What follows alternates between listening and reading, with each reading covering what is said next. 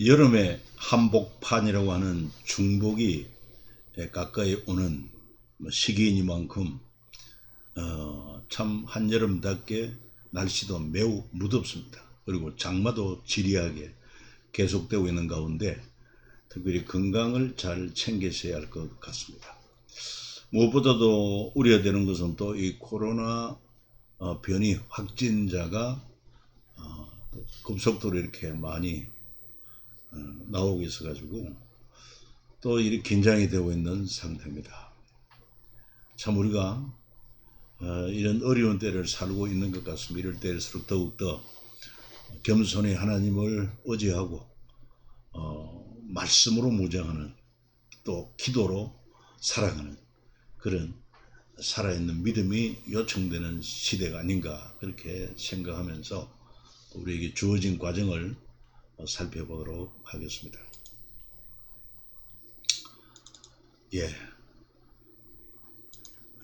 여러분 이 도표도 이제 좀 익숙하게, 원래 우리가 통성경 길레잡이 할 때는 7트랙 이렇게 중심으로 52가를 했고, 그리고는 지금 2학기 들어서 52주 과정을 십자가와 하나님 나라, 하나님 마음, 성경기도, 성경전도, 성경통독 이렇게 진행하고 있습니다. 특별히 지금 두 번째 제사장 나라, 하나님 나라 이 트랙으로 우리가 공부하게 되겠는데, 여기에는 6과 제사장 나라, 하나님 나라하고 7가부터 14가까지는 우리가 통성경 길라잡이 그 전체를 한번 요약해서 설명하는 그런 시간이 될 것입니다. 자, 그러면은 6과 제사장 나라, 하나님 나라에서 제사장 나라 무엇이며, 또 제사장 나라의 5대 제사, 예수님의 십자가에서 다 이뤘다 서는 이웃 당시 대제사장의 행동, 예수님과 청년 사울의 10초 대화, 제사장 나라에서 하나님 나라로 전환하는 그런 변화가 바울에게 일어나죠. 그러면 하나님의 나라란, 제사장 나라와 대비되는 하나님의 나라란, 마지막 6번째 제사장 나라와 하나님 나라를 통으로 이해하는 그런 시각을 가져야 되겠다 하는 것입니다. 먼저 제사장 나라로 갈 때에 한 민족이 모든 민족을 위하여 하나님께로 돌아오게 하는 그런 역할, 제사장의 역할을 하는, 우선 이 유대인들 가운데 백성들이 범죄한 죄인들이 하나님께로 나오는 그런 제사장의 역할과 더불어 온 세계 민족이 하나님께로 돌아오도록 하는 그런 제사장의 역할을 보여주고 있는 것이 바로 제사장 나라다 하는 것입니다. 그래서 하나님은 단지 유대인의 하나님은 아닙니다. 그 유대인을 통해서 제사장 나라로 세우고, 그리고 온 세계 모든 열방 민족을 섬기게 하기 위한 그런 하나님의 섭리를 가지고 있었다. 이사야를 통해서도 보면은 이사야 13장에서 23장까지 걸쳐서 유대 민족의 잘못만 아니라, 이스라엘의 잘못만 아니라 당시 열방의 나라의 죄악을 심판한다고 언급하고 있습니다. 왜요? 세계가 다 하나님께 속했기 때문에 그렇습니다. 그리고 또 이사야 11장 9절에 보면 내 거룩한 산 모든 곳에 해됨도 없고 상함도 없을 것이니 이는 물이 바다를 덮은같이 욕을 아는 지식이 세상에 충만할 것이다. 그러니까 세상에 충만하게 됩니다. 이 하나님의 계획이죠. 왜? 하나님이 천지를 창조하셨고 또 모든 열방 민족이 하나님께 속해 있기 때문에 그렇습니다. 그럼에도 불구하고 하나님은 이 이스라엘이라는 민족을 택해 가지고 제사장 나라로 삼으셨다. 창세기에도 보면은 일찍이 아브라함을 부르실 때 그 약속하신 땅의 모든 족속이 너로 말미암아 복을 얻을 땅의 모든 족속. 출애굽기 19장에도 와서 보면은 세계가 다 내게 속하였나니 너희는 모든 민족 중에서 내 소유가 되고 제사장 나라가 되며, 이렇게 구체적인 제사장 나라로서의 그 언급을 하고 있는 것을 알 수 있습니다. 열왕기상 8장에서 이 성전을 봉헌할 때 솔로몬의 기도도 땅의 만민이 주의 이름을 알고 주의 백성 이스라엘처럼 경외하게 하시오며, 땅의 만민이 주의 이름을 알게 하는 그런 역할이 바로 제사장들의 역할이다. 그리고 모든 민족 하나님께로 돌아오라, 그 너그럽게 용서하시리라. 그리고 또 에스겔서 33장에 악인이 죽는 것을 기뻐하지 않고 악인이 그 길에서 돌이켜 떠나 사는 것을 내가 기뻐한다. 그러면서 이 제사장 나라 우상, 여기에 모든 민족을 다 포함하고 있습니다. 아모스 1, 2장에도 보면은 열방의 여러 나라를 언급하고, 이사야 아까 말한 것처럼 13장, 23장에도 이런 10개의 나라를 언급하면서 말씀을 하고 있고, 예레미야 46장에서 51장까지도 역시 이방 나라의 죄를 책망하고 또 심판을 언급하고, 에스겔서 25장에서 39장도 역시 동일한 내용인 것입니다.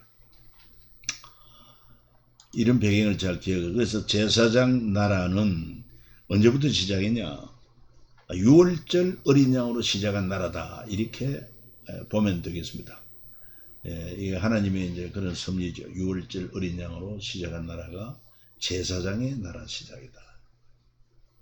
그래서 우리 6월절은 너무 잘 아는 것처럼 이스라엘 백성이 애굽에서 430년 지나는 동안 많이 번성하게 되고, 또 애굽의 바로 왕은 이 히브리인들 이스라엘의 이 번성하는 것이 좀 위협이 되었습니다. 그래서 사내 아이는 죽이고 그리고는 여자 아이든 살리라고 그랬는데, 하나님께서 모세를 살리사 그 모세를 부르시고 이스라엘 백성을 애굽에서 이끌어내도록 하지 않습니까? 그런데 여러분, 당시 애굽의 대제국의 바로가 그 모세와 아론의 이야기를 듣겠습니까? 그래서 하나님은 10가지 재앙을 내리는데, 마지막 재앙이 바로 애굽의 모든 장자와 처음 난 초태생 짐승이다, 죽임을 당하는 재앙을 내리겠다. 그 대신에 이스라엘 백성은 어떻게 하라? 너희는 양을 잡아 그 피를 문자옷을 주 임방에 바르라. 그러면 죽음의 사자가 그날 밤 피를 보고 재앙이 지나가게 되리라. 이 6월절인 것입니다. 그로 말미암아 애굽은 드디어 항복하고 이스라엘 백성들은 이제 출애굽하게 되는 거죠. 그래서 그때 그 6월절 어린 양으로 시작한 나라가 바로 제사장 나라 시작이다, 그렇게 보면 될 것입니다. 자, 그러면서 6월절을 행하던 그때 출애굽 당시 이스라엘 가문은 모두 13개 지파가 되었다. 애굽에 들어갈 때는 야곱의 12아들이 들어갔지만, 야곱이 임종하면서 기도할 때 요셉 대신에 요셉의 두 아들 에브라임과 므낫세 각 지파로서 이렇게 인정을 하게 되므로, 그리고는 출애굽을 할 때 13지파가 나오고, 하나님께서 그 지파 가운데 4지파를 구별해 내시고 나머지 12지파를 이렇게 기업을 주시고, 그리고 레위 지파는 구별하여 제사의 직무를 전담하도록 그렇게 하신 것을 알 수가 있죠.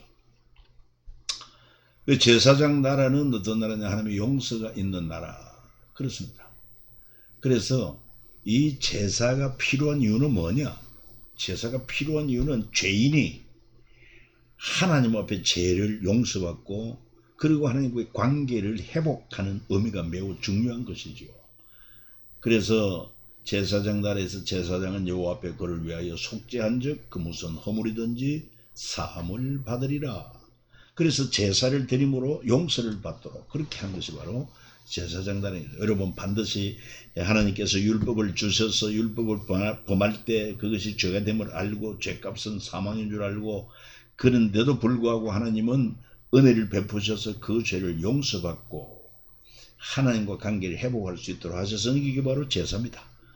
그래서 흠도 점도 없는 짐승을 제사자가 끌고 와서, 그리고는 제사장 앞에서 그 짐승의 머리에 손을 얹고는 자기 죄를 다 고백을 하고, 그리고는 이제 짐승이 내 죄를 대신 짊어졌으니 죄값은 사망 아닙니까? 죽어야 되지 않습니까? 그래서 그 제사자가 칼로 짐승을 찔러서 피를 흘립니다. 그러면 제사장이 그 피를 받아가지고 번제단에 뿌리고, 그래서 네 죄를 용서받았다 이렇게 선포하는 그런 역할이 바로 제사장의 역할이죠. 그래서 제사장 나라는 하나님의 용서가 있는 나라다.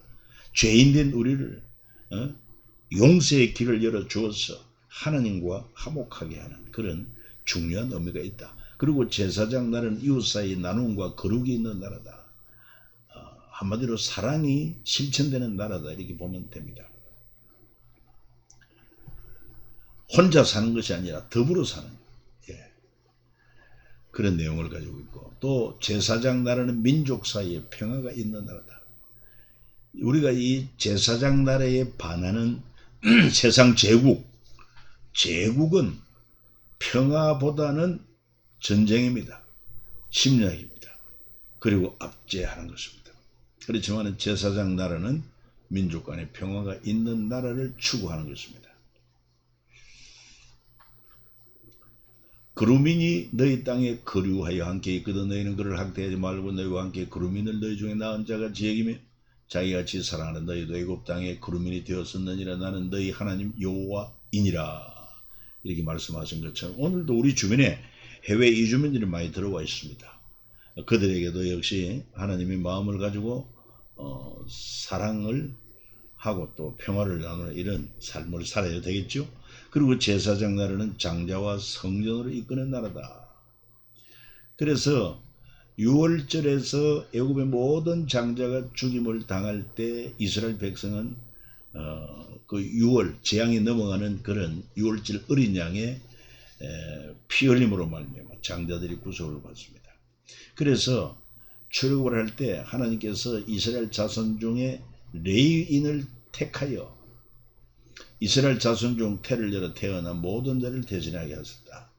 그래서 이스라엘의 장자가 사실은 6월절 어린 양 희생해서 다 역시 죽어야 되는데 그들이 6월절 어린 양의 제사로 말미암아 저들이 생명을 얻었지 않습니까? 그 대신 이제 레위 지파를 택하여 그 이스라엘의 모든 장자의 대속한 대가로 레위를 택하여 하나님께서 제사 직무를 맡기셨다. 그렇게 보는 것이죠. 그리고 그들에게 이제 하나님 앞에 제사를 드리는데 제물은 흠도 점도 없는 소와 양이나 또는 뭐 비둘기 이렇게 예물 드릴 수 있습니다. 5가지 제사죠. 번제, 소제, 화목제, 속제제, 속건제. 레위기에서 뭐 1장에서 5장까지 차례로 1장에서 번제, 2장에서 소제, 3장에서 화목제, 4장 속제, 5장 속건제 설명하면서 그 다음에 제사 5대 제사가 있고 또 제사의 방법 이런 것이 레위기에 쭉 나와 있습니다. 이런 모든 제사는 죄인이 하나님 앞에 나아가고 용서를 받고 또 이웃과의 그런 화목을 이루는 그런 제사였던 것을 알 수가 있습니다. 그래서 죄인된 인간이 하나님 앞에 나아가는 데는 반드시 속죄함 받기 위해서는 피가 있어야 합니다. 피 흘림이 없이는 제사함이 없다. 그래서 이런 짐승이 피를 흘리고 그리고 불태워지고 했던 것을 알 수 있습니다. 특별히 속죄제, 제물에 제사자가 안수하고 제사장이 제물의 피를 제단에 뿌림으로 말미암아 죄사함을 받게 하고, 그 다음에 속건제 같은 것은 하나님의 것이나 이웃의 것에 해를 끼쳤을 때 5분의 1을 더해 바치거나 보상하고 바치는 이런 제사를 드리게 했습니다. 5개의 제사의 3가지 조건. 첫 번째, 반드시 제물이 있어야 한다. 하나님 앞에 나아갈 때 빈손으로 안 됩니다. 제물이 있어야 합니다. 곡물이든 양이든 비둘기든 뭐 또는 소, 양. 그리고 반드시 여호와의 이름을 두르고 택하신 곳에서 하나님의 언약궤가 있는 성전에 와서 드려야 합니다.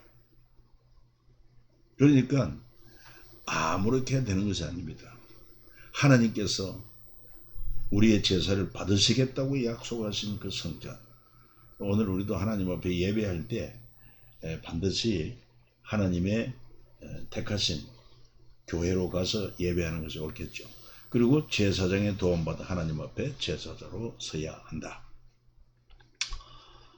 자, 특별히 이제 하나님께서 이스라엘을 제사장 나라로 삼으시고 그들에게 제사 5가지 제사와 그 다음에 또한 절기들 안식일, 안식년, 희년, 안식일 6일이라고 일으키시고 안식일은 6년 땅에 파종하고 7년 전에 묵히고 희년은 안식년이 7번 지나서 그 다음에 50년마다 이 희년이 오죠. 예. 그 희년에는 안식년 이어서 희년 50년째까지 이렇게 큰 기쁨의 해를 지키는데 모든 것이 원상복구되도록 하십니다. 그리고 또 명절로서는 6월절, 그 다음에 7.7절, 장막절 이 3가지 3대 절기를 명절로 주셔서 감사하게 하신 것도 알 수가 있습니다. 이 모든 것은 모든 민족을 위한 이 제사장 나라의 향기가 세상에 드러나게 하시는데 목적이 있다 이렇게 보면 돼요. 하나님의 용서가 있고 이웃과 나눔이 있고 민족과 평화가 있는 그런 제사장의 날의 향기가 온 민족 열방에 퍼지게 하는 그런 방법으로 제사와 절기와 명절을 하나님이 주셨다. 자, 그런데 이런 제사장의 나라가 결국은 움직이는 성전 500년, 성막 500년, 그리고 고정된 성전 1500년, 2000년 지나서 이제 예수님이 십자가에서 다 이루었다고 할 때, 그리고는 성전도 이제는 무용하게 되고, 그리고 뿐만 아니라 제사도, 구약의 제사도 이제는 다 이루은 것입니다. 구원이 다 예수의 십자가의 보혈로 이루어지게 된 것이죠. 그럼에도 불구하고 당시 대제사장들의 행동은 어떠했느냐. 다시 말해서 예수님이 그러니까 33세 돌아가지 않습니까? 역사적으로는 주 AD 30년 이렇게도 이야기를 합니다만은, 그리고는 예수님이 십자가 죽으신 후에 주 70년 로마의 침략을 받아서 이 성전이 다 허물어지고 맙니다. 돌 위에 돌 하나도 남지 않고 다 허물어집니다. 왜? 금으로 치장한 것이 있었기 때문에 그 금을 채취하느라고 돌 위에 돌 하나 다 무너지게 된 것입니다. 이게 바로 이미 주님이 다 이루어졌다고 했음에도 불구하고 대제사장이 그걸 깨닫지 못했어요. 여전히 저들은 예수님이 십자가에서 다 이루었다고 운명하실 때 성소와 지성소 사이의 그 휘장 위에서부터 아래로 찢어졌다고 하지만 상당히 두꺼운 것입니다. 인력으로 찢어질 수도 없어요. 그것도 위에서 아래로 찢어진 것은 전적인 하나님의 역사인 것입니다.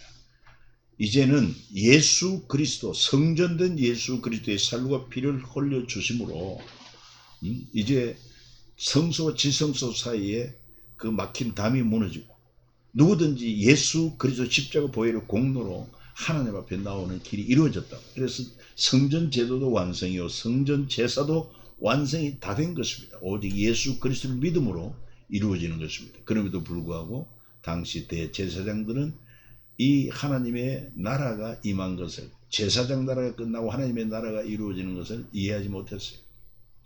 그래서 저들은 여전히 예수는 신성 모독자요 성전 모독자, 또 부활할 그 속에는 자, 자칭 유대인의 왕이라고 이렇게 한자라고 거짓 정인까지 동원해가지고 예수를 죽이게 만듭니다. 그러나 부활하신 후 예수님이 부활하셔서 그리고 부활을 목도한 로마 병사들이 그 사실을 보고할 때 대제사장이 어떻게 합니까? 대제사장이 돈으로 많이 매수를 해가지고 너희들 이 예수를 제대로 파수하지 못한 것에 대해서는 우리가 책임지겠다. 그러니까 밤중에 예수의 제자들이 와서 시체를 훔쳐갔다고 하라.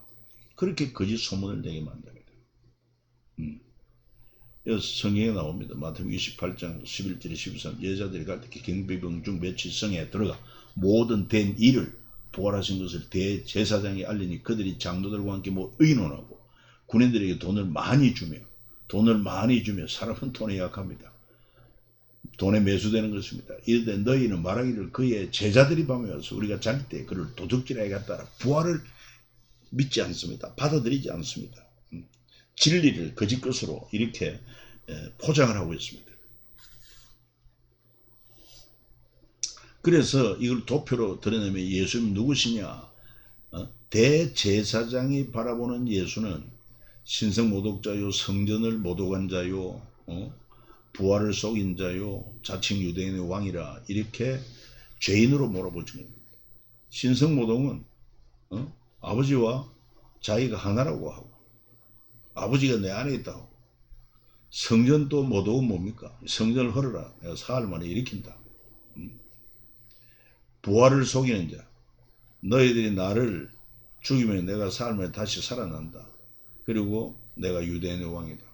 전부 다 이걸 거짓으로 선동으로 이렇게 바라보았습니다. 그러나 예수님의 3년 가르침 후에 예수님의 제자들이 바라본 예수는 누구냐?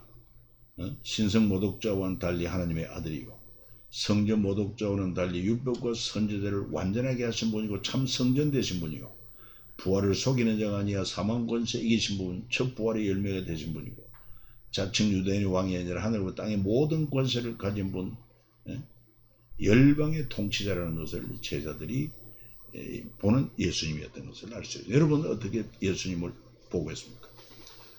예수님이 가이사랴 빌립보에서 제자들을 보고 물었습니다. 많은 사람이 나를 따르는데 저들이 나를 누구라고 하느냐 했을 때 들으는 세례요한, 들으는 엘리야, 선지자 중에 하나로 이렇게 이해하는 사람이 많습니다. 그때 예수님이 그러면 너희는 나를 누구라고 하느냐? 너희는 나를 누구라고 하느냐? 마태복음 16장 16절입니까? 주는 그리스도시요 살아계신 하나님의 아들이십니다. 베드로들을 고백하지 않습니까? 그때 주님은 바요나 시몬은 네가 복이 있다. 이를 네게 알게 하니는 네 혈육이 아니고 네 이성이 아니고 하늘에 계신 내 아버지의 성령이 알게 하셨다. 그러면서 너는 베드로라, 반석이라. 내가 이 반석 위에 내 교회를 세우리라. 그것은 베드로 개인의 그 이름을 여러분 반석으로 보지 않고 그의 고백, 정말 예수가 그리스도가 되고 하나님의 아들이라고 하는 이 고백 위에 내 교회를 세우겠다. 주님 말씀하신 것이죠. 그리고는 그 후 예수님과 청년 사울이 10초의 대화로 그의 개념이 제사장 나라에서 하나님 나라로 완전히 바뀌게 되는 것을 볼 수 있습니다. 이 사울이라고 하는 것은 원래 이 히브리식 이름, 아람식 이름이 사울입니다. 그런데 나중에 그가 이제 헬라식 이름으로 바뀌면서 바울로 이렇게 이름이 바뀌게 되죠. 처음에는 사울은 정말 철저한 유대인, 바리새파 중에 바리새파요, 율법에 정통한 자로서 그래서 예수를 죄인 중에 괴수로 알고 죄인의 괴수로 알고 예수 믿는 자들을 많이 핍박을 합니다. 그런데 그 예수 믿는 자를 포박하기 위해서 대제사장으로부터 공문을 받아가지고 이 다메섹에 예수 믿는 자들이 많다는 소식을 듣고 그 다메섹으로 예수의 제자들을 잡으러 가다가 다메섹 도상에서 여러분 호련히 해처럼 밝은 빛이 그리고는 하늘로부터 음성이 들립니다. 사울아 사울아 네가 어찌하여 나를 핍박하느냐. 그때 눈이 멀어 앞을 보지 못하는 가운데 주의 니십니까? 나는 네가 핍박하는 예수라. 내가 너를 이방인의 사자로 삼아 이 복음을 전파하게 하는 나의 택한 그릇으로 서리라. 그래가지고 이 바울이 회심하게 됩니다. 전에는 우리가 앞서 본 것처럼 어땠습니까?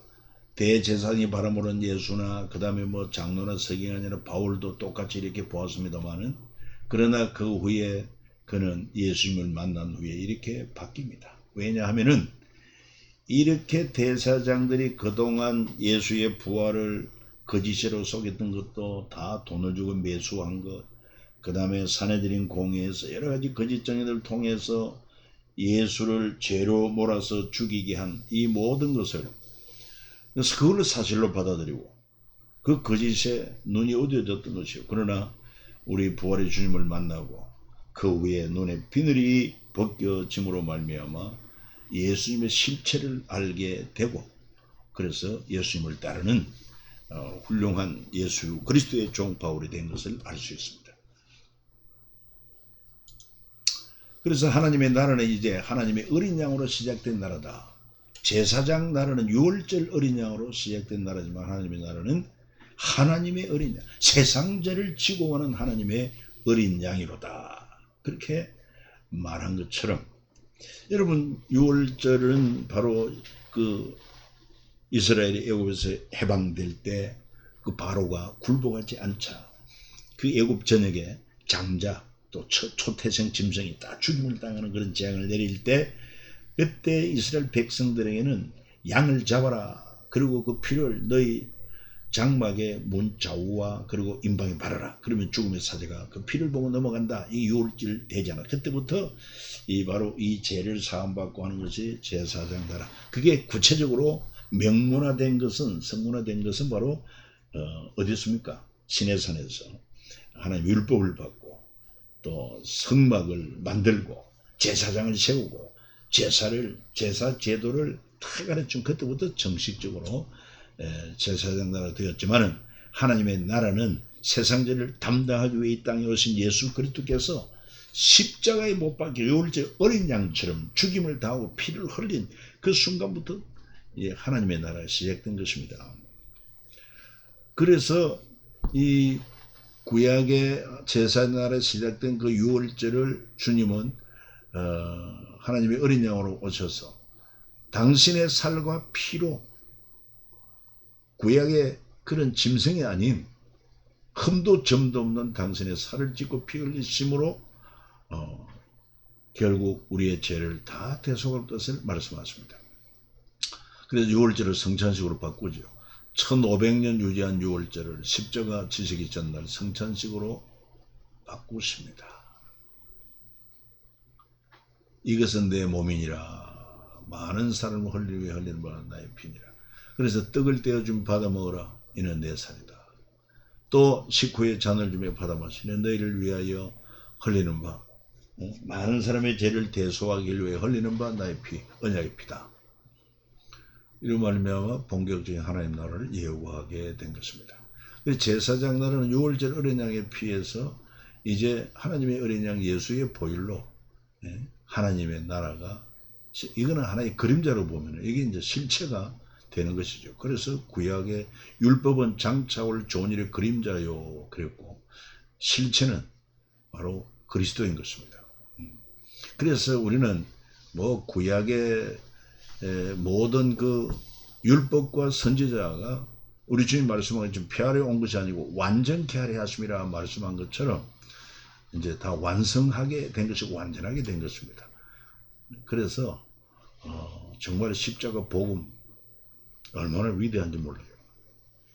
그 다음에 하나님의 나라는 또 하나님을 아버지라 부르는 나라다. 그렇죠. 예수님이 하나님의 아들로 오지 않았습니까? 하나님의 아들, 이것이 확실하게 드러나게 되고, 하나님도 이는 내 사랑하는 아들로 내 기뻐하는 자라, 그렇게 인정을 하시고, 이제 누구든지 그 예수를 나의 구주, 다시 말해서 예수의 십자가 대속이 내 죄를 해결했고 예수님의 부활이 내 죽음 문제 해결했고, 그래서 예수를 구주로 믿을 때, 죄와 사망에서 구원하는 구원자로 믿을 때 우리는 구원을 얻고 하나님의 자녀가 되었어. 영접을 한 자 곧 그 이름을 믿는 자들에게 하나님의 자녀되는 권세를 주었으니, 그래서 아버지라고 우리가 부르게 되는 것입니다. 하나님을 아버지라 부르는 나라. 여러분, 아버지가 얼마나 좋으신, 뿌리가 되시는 분이 아버지지요. 그리고 진정한 우리 양육과 보호자가 아버지가 됐습니다. 공급자가 됐습니다. 하늘나라 해함도 부족함도 없습니다. 그리고 하나님의 나라는 우리가 지난번 공부할 때 한 영혼이 천하보다 귀한 나라다. 한 영혼을 천하보다 귀하게 여기고 사랑하는 나라. 그렇습니다. 그래서 사람이 만일 온 천하를 얻고 제 목숨 이름은 무엇이 유익하리요? 사람이 뭘 주고 제 목숨과 바꾸겠느냐? 그렇게 하면서 참 우리 한 영혼을 소중히 여기고 사랑하는 나라다. 그러니까 하나님의 나라는 사랑의 나라다. 이렇게도 볼 수가 있을 것입니다. 그리고 하나님의 나라는 십자가를 통해서 완성되는 나라다. 그렇습니다.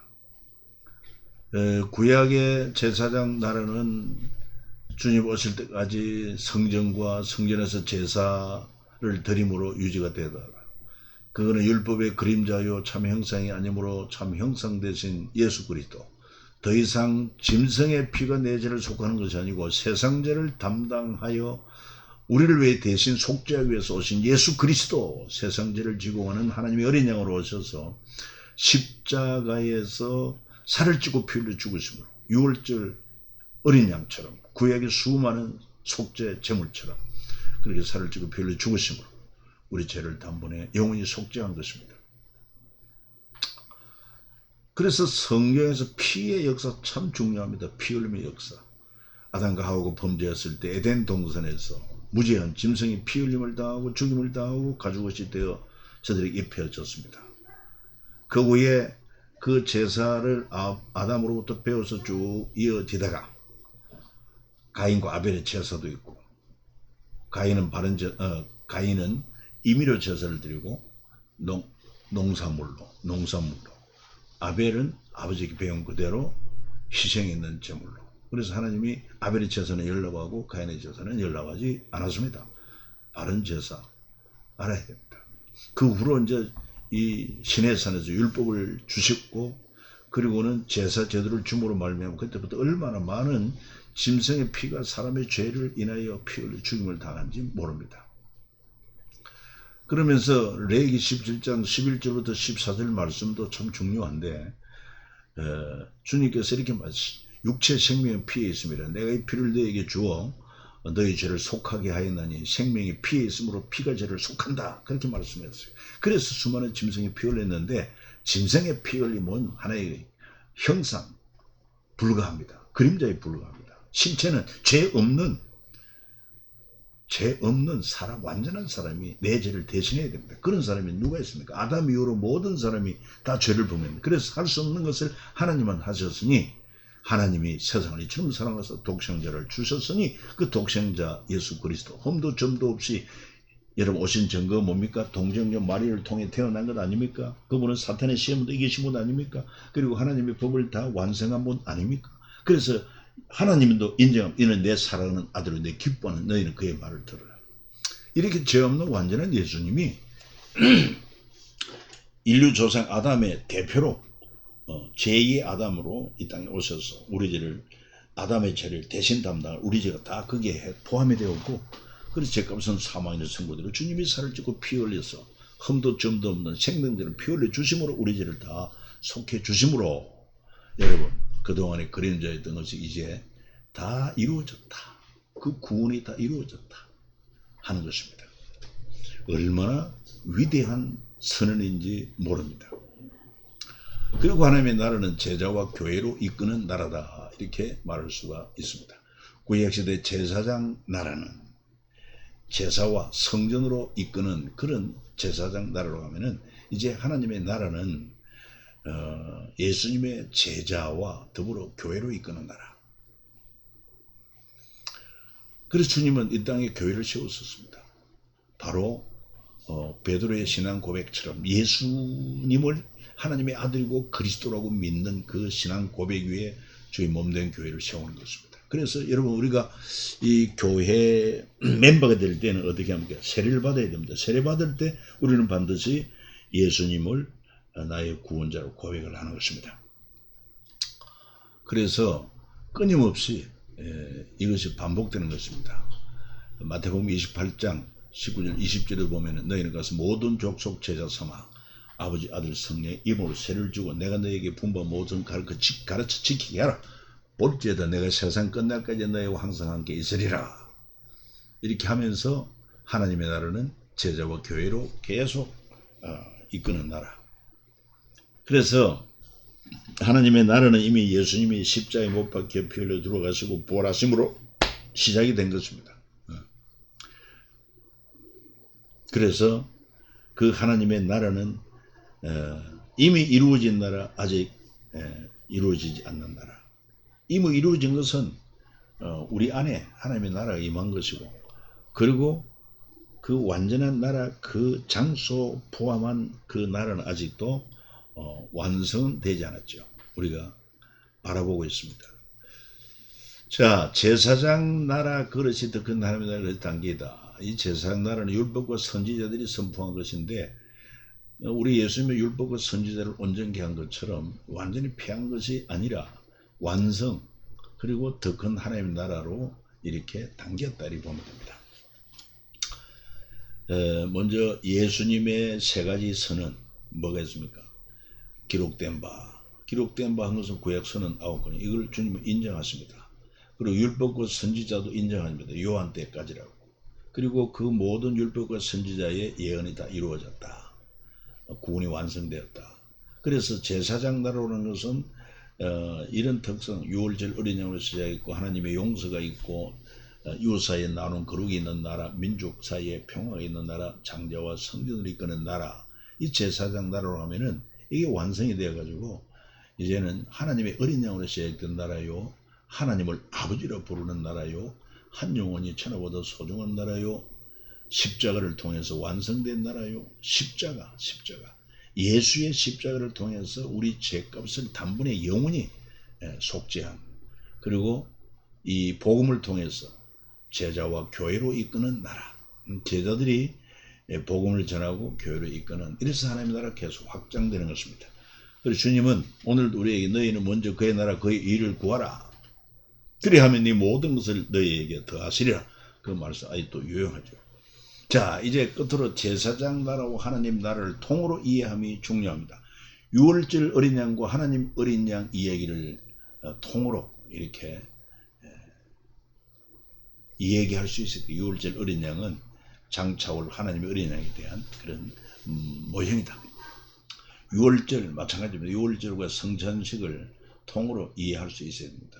유월절 어린 양의 그 피, 성찬식을 통해서 예수님이 살을 찢고 생명들을 피 흘리실 것을 말씀하셨고, 구약의 대제사장과 신약의 왕같은 대제사장, 예수 그리스도 왕같은 대제사장을 우리가 이해할 수 있어야 되고, 예루살렘 성전 건물과 참 성전된 예수와 예수의 몸된 우리가 성전, 교회가 성전이라는 사실을 통으로 이해하는 것이 성경 전체를 이해하는 데 참 필요하다고 볼 수가 있습니다. 여러분, 오늘도 여기서 이렇게 종료하게 되겠습니다. 교재도 잘 살피시고 또 잘 들으시고 스스로 더 깊이 있는 그런 공부가 되었으면 좋겠습니다. 살롬.